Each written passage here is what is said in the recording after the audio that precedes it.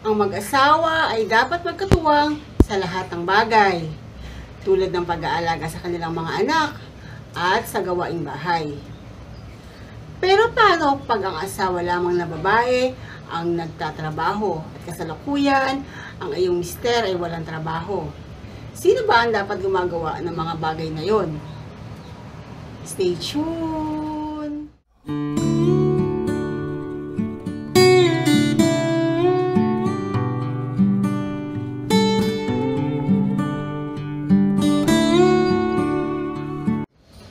Hello guys! Welcome back again to my YouTube channel. So isang sulat na naman po ang aking nais na ibahagi sa inyo.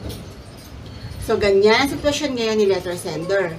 Si Mrs. lamang ang may trabaho at si Mr. ang naiiwan sa bahay. Pero bakit sumulat itong si letter sender at masakit ang kanyang ulo dahil sa pinagagagawa ng kanyang asawa? Ano nga ba yun? So alamin natin ang buong istorya niyan sa kanyang sulat na pinadala. Pasok! Isa po akong public school teacher, pero di ko alam kung ano ang gagawin ko. I have 3 kids, all of them ay nag-aaral na. And my husband is unemployed as of now, kaya nasa bahay lang.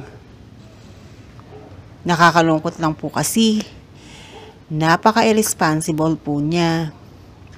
Imagine, after niya kaming maihatid sa school, di na siya umuwi sa bahay the whole day. Pa-chill-chill na lang siya kung saan. After po sa work ko, naglalakad na lang ako at ang mga anak ko pauwi. Kasi nga, wala siya. Di niya kami masundo. Nakakapanghina ng loob pagdating sa bahay.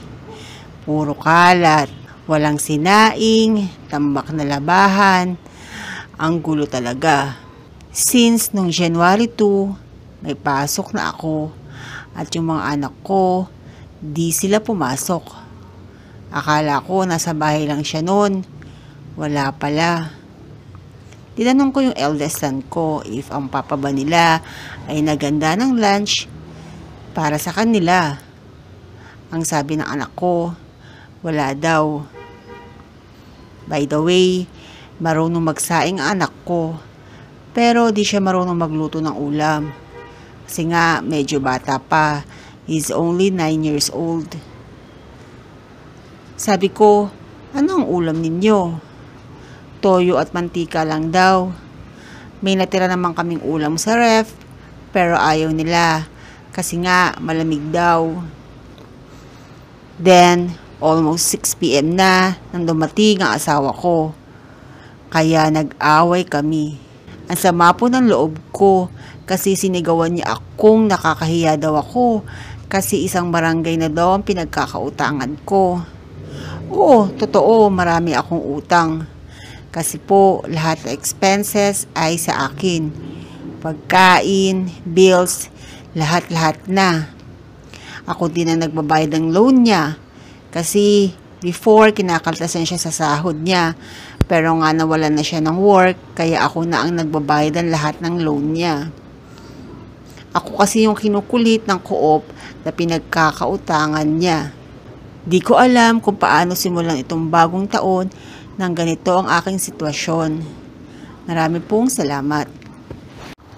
May trabaho ka naman at kayang-kaya mong buhayin ang mga anak mo. Magbawas ka ng palamunin kung walang ambag. To be practical, piliin niyo lagi ang peace of mind kaysa stressful na buhay. Lumipat muna kayo ng bahay ng mga anak mo. Iwan mo siya. Total, hindi naman niya inaasikaso ang mga anak ninyo. Magtatanda yan pag nakita niya na kaya mong buhayin ang mga anak mo. Hindi magbabago ang asawa mong batugan at wala na yung solusyon kundi ang iwan mo siya. Maraming lalaki ang ganyan. Sana maging malakas ang loob mo at maging successful ka. Teacher din ang asawa ko at may 3 kaming anak. Magkatuwang kami ng asawa ko sa pagpapalaki. Tuwing alas 4 pa lang ng umaga ay gigising na kami. Pagkaligo ni Mrs., paliliguan ko na ang bunso namin. Ihahatid na sila sa school. Pagbalik ko sa bahay, magluluto ako ng breakfast namin ng mag-asawa at ihahatid ko naman si Mrs. sa trabaho niya at papasok na ako sa work. Hapon, susunduin ko naman ang mga anak ko sa school. Pagkatapos, bibili na kami ng ulam. Mahirap talaga pag hindi magtutulungan. Huwag puro sarap. Dapat sa hirap at ginhawa, magkatuwang pa rin kayo. Huwag kang mawalan ng pag-asa. Mahirap ang sitwasyon mo ngayon, pero may paraan para bumangon. Isipin mo ang ginagawa mo ito para sa kinabukasan ng mga anak mo at para sa sariling kaligayahan mo. Kung makita ng asawa mo ang pagsisikap mo at makita rin ng mga anak mo ang sakripisyo mo, magbibigay ito ng inspirasyon na maaari maging susi para magbago rin siya. Lumaban ka lang. Kulang sa diskarte ang asawa mo. Yung husband ko ay isang seaman, 7 months on board. Kapag bakasyon niya, nag-grab or joyride siya. Nasa tao talaga ang problema. Kapag tamad talaga. Wala kang aasahan. Kaya totoo yung sinasabi nila. Kaya kapag mag-aasawa ka, pumili ka ng maayos. Nakakasad ang sitwasyon mo ngayon. Naranasan ko rin yan dati nung walang work ang husband ko. Kasi di pa siya board passer. Pero pinag-a-apply ko din siya kahit na anong trabaho. Ang mahalaga, may sahod siya. Sa simula, nag-bagger siya sa isang mall. Mahirap kasi pag ikaw lang talaga ang lahat. Pero sana yung mga gawain sa bahay ay siya na muna habang wala siyang trabaho. Pag walang pagbabago, isoli mo na siya sa magulang niya. Nakakalungkot naman po ang sitwasyon mo. Communication is the key. My husband is also unemployed. Pero napaka-responsible naman niya bilang asawa at ama sa mga anak namin. Siya ang bahala sa lahat sa bahay. Ultimo mag-init ng tubig sa paliligo ko at mga anak namin ay siyang nag-aasikaso. Dadating na lang ako sa bahay para lambingin ang mga anak namin. Lahat maayos na. Napaka-responsible lalo na sa mga anak namin. Ang sarap sa pakiramdam na kahit di marangya, kahit iisa lang ang may trabaho, di naman ako nai-stress sa asawa ko. Mag-usap po kayo at i-motivate mo siya, baka may dahilan bakit wala siyang gana na maghanap buhay. Di kasi natin pwede isisi lahat sa asawa natin. Maaaring contributor tayo kung bakit siya ganon. Para sa akin, madaming pwedeng gawin. Last na siguro yung pamimilian ko na iwan ng asawa ko. Siguro, pag ganyan, kausapin mo siya na masinsinan, natulungan ka naman niya sa buhay. Kung ngayon ay wala siyang income, asikasuhin muna niya ang mga bata at ang inyong bahay. Yun lang ang maitutulong niya sa ngayon.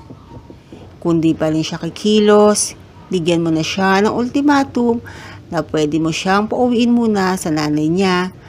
At kung may matututunan na siya bilang may pamilya, saka na siya bumalik. Mahirap kasi magpakamartir sa ngayon. Mahirap ang buhay pag ikaw lang ang kikilos sa pamilya ninyo. Yan ay advice ko lamang. Kung ano ang mas makakabuti, yun ang gawin mo. Mas okay na may peace of mind ka sa buhay. Kaya mo naman yan, basta manalig at humingi ka ng tulong sa may kapal.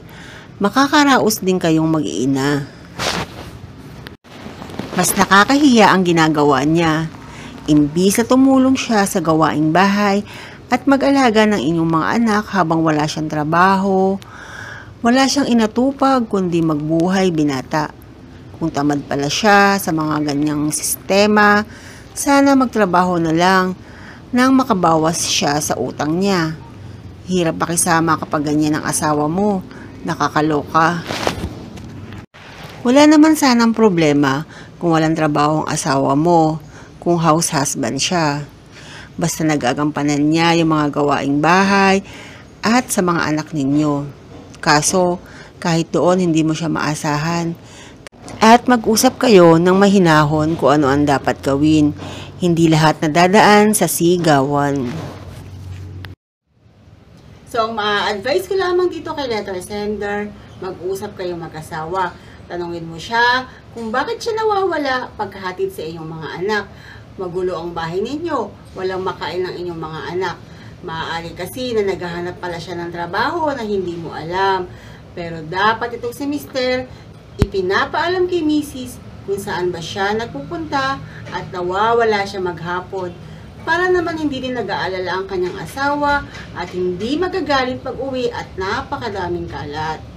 So, yun lamang ang magko-contribute ang ating mga asawa kung sila ay nasa bahay lamang para nga naman maibsan yung pagod ng ating mga misi sa maghapong pagtatrabaho. So, dito na naman po nagtatapos ang ating isang episode ng Letter of the Day. Maraming salamat sa inyong patuloy na panonood. Don't forget to like and subscribe. Bye! God bless!